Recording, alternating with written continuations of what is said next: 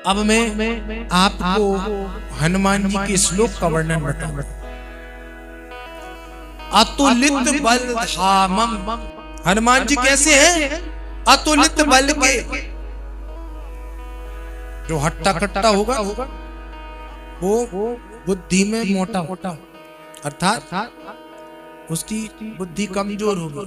लेकिन हमारे हनुमान जी महाराज कैसे हैं? अतुलित बल धामम हेम शैलावध्यम, एकदम सोने के समान चमचमाते हुए, इतना सुंदर उनका देह है। तनुज वन कृशानो, और ज्ञान ना अग्रगण्यम, ज्ञानियों में भी श्रेष्ठ, शकल में, बल में, बुद्धि में, विवेक में, साहस में, पराक्रम में हनुमान जी महाराज सबसे श्रेष्ठ। ज्ञान नाम अग्रगण्यम सकल गुण निधानम बान राणाधीशम, और ये किसके प्रिय है?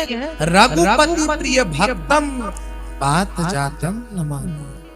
जो हनुमान जी की सेवा करता है, जो हनुमान चालीसा प्रतिदिन पढ़ता है, जो सुंदरकांड का पाठ करता है, उसके जीवन में कभी परेशानी नहीं आती। अब कभी कभी माताएं बहनें कहती हैं, गुरुजी एक बात पूछना थी। हम बोलते हैं हाँ माता जी बताइए। एक बात बताओ, स्त्री है, माताएं बहनें हनुमान चालीसा कर सकती हैं क्या? अरे क्यों नहीं कर सकती? उसमें साक्षात रूप से लिखा है, जो यह पढ़े हनुमान चालीसा हो वही सिद्धि साखी गौरी। उसमें ये नहीं लिखा कि जो पुरुष पढ़े हनुमान चालीसा, इंसान पढ़े। उसमें जी लिखा है, जो यह पढ़े हनुमान चालीसा भूत पिशाच निकट नहीं आवे, महावीर जब नाम सुने। तो उनकी उपासना करने वाला कभी फैल नहीं हो सकता, और जो से फैल करने आएगा उसको फैल कर देगा। उसको आलस नहीं आ सकता जो हनुमान जी की सेवा करता है, उसके शत्रु उस पर हावी नहीं हो सकते जो हनुमान जी की सेवा करता है। हनुमान जी की सेवा करने वाला कभी परेशान नहीं हो सकता। हनुमान जी की सेवा करने वाले को कोई ग्रह नहीं सता सकता। हनुमान जी की सेवा करने वाले को किसी भी प्रकार का ग्रह हो या कुंडली में कोई सा भी दोष हो, उसको परेशान नहीं कर सकता। सुंदरकांड जो पढ़ता है उसमें तो भाव के साथ लिखा है सुंदरकांड। अरे जिसका जीवन सुंदर नहीं है लेकिन वो दोनों टाइम सुंदरकांड करता है तो उसका जीवन सुंदरमय हो जाता है। लेकिन सुंदरकांड में बहुत अच्छी लाइन भी दी है, उसको भी समझना होगा। क्या लिखा? निर्मल मन जन सो मोहि पावा, मोहि कपट छल क्षेत्र। किसका मन श्रेष्ठ होगा? जो निर्मल होगा, जो सरल होगा, जो विनम्र होगा, उसका जीवन सफल। और वही हनुमान जी को प्रिय है। जात कवन सुत देवन देहा, जात कवन सुत देवन देहा, जान बल बुद्धि विशेष।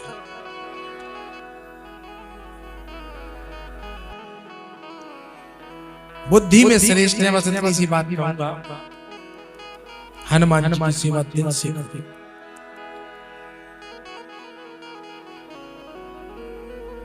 हनुमान जी को बहुत सारी शक्तियां शुरू से ही प्राप्त हैं। वायु पुत्र है, केसरी नंदन है, वायु पुत्र है, केसरी नंदन है। हनुमान जी महाराज के मन में एक दिन जब छोटे थे तो उनको भूख लगी। सूर्य नारायण पर राहु चढ़ने वाला था, ग्रहण लगने वाला था। उस समय दृष्टि पड़ी हनुमान जी की और उनके मन में इच्छा हुई, कितना सुंदर लाल फल है, इसको तो मैं खाऊं। तो बड़े वेग से दौड़े, उड़ करके गए। तो उस समय राहु ने अमृत पी लिया था, लेकिन एक बात सुने, राहु हनुमान जी का कुछ बिगाड़ नहीं सकी। इसका अर्थ है आपकी कुंडली में यदि राहु भी परेशान कर रहा है तो शुद्धता के साथ हनुमान जी की सेवा करें तो वो आपको परेशान नहीं कर सकता।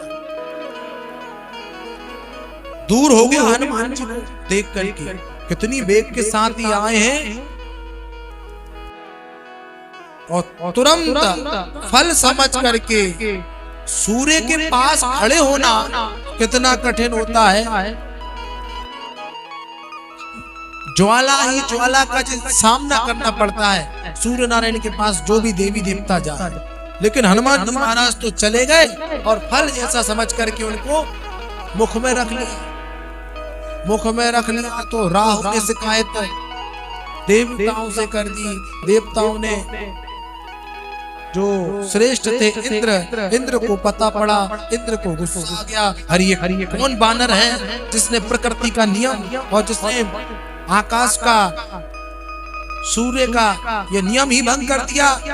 वज्र छोड़ा, वज्र लगा हनुमान जी को तो तुरंत छटपटाते हुए नीचे गिर गए। पवन देव को बहुत बुरा लगा कि किसने मेरे बेटे पर आक्रमण किया है। हवा को रोक दिया, सारे प्राणी घबराने लगे, सांस नहीं ले पा रहे, मरने जैसी स्थिति हो गई। पवन देव ने कहा यदि हनुमान जी को कुछ हो गया तो कोई सांस नहीं ले पाएगा। तुम सभी देवता सुन लो, तुम सबको पता था हनुमान मेरा पुत्र है, फिर भी तुमने ये नहीं सोचा, बच्चा था, सूर्य को ले लिया, ग्रहण कर लिया, मुख में रख लिया, लेकिन तुमको तो सोचना चाहिए था या तो ये ठीक करो नहीं तो मैं प्रलय मचा दूंगा। देवताओं ने फिर हनुमान जी को शक्तियां प्रदान की हैं, नाना प्रकार की शक्तियां। पहले से तो बलशाली थे, लेकिन जैसे ही पूरे देवताओं ने उनको शक्तियां दी तो और भी ज्यादा बलशाली हो गए कि अब तो कहा नहीं जा सकता। तो सभी देवताओं की शक्ति हनुमान जी महाराज में। कलयुग के राजा हनुमान जी महाराज हैं। आपको कोई भी परेशानी है या किसी प्रकार का ग्रह है, मंगल दोष है, अन्य दोष है, सब चीज की मुक्ति हनुमान जी की सेवा से मिल सकती है। लेकिन हनुमान जी की सेवा किसी योग्य गुरु जी के द्वारा पूछ करके ही करें, क्योंकि नियम संयम साधना उनकी कठिन है। अब पता चला गुरु जी ने तो कहा ऐसा हो जाए, मुंह धोया नहीं और उनकी कक्ष में चली गई। तो आप यांतर बाह्यांतर शुद्धि भी हो और मन की भी शुद्धि हो, तीन शुद्धि आवश्यक है।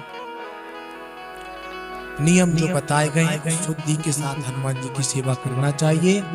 जो हनुमान जी की सेवा करता है ऐसा हो ही नहीं सकता। अभी एक मेरी शिष्या है उम्र में, उसका हमने बजरंग बाण पाठ किया था, आज बहुत बड़े पद पर है।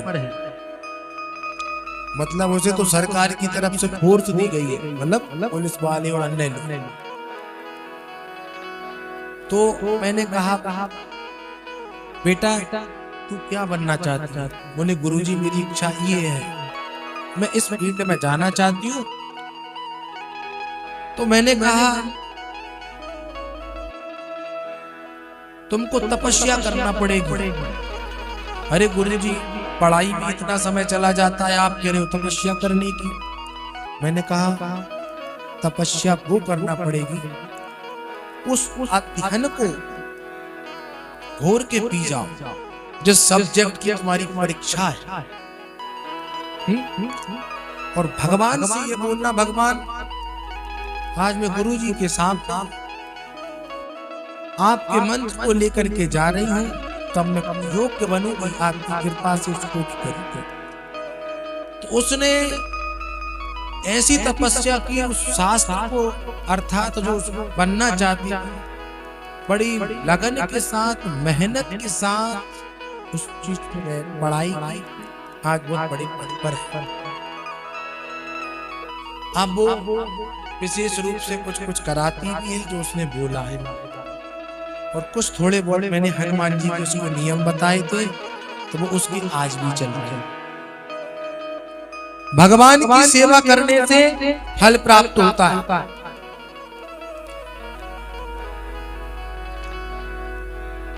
थोड़ी सी कथा और है, इसको बढ़िया दिल से सुन लो।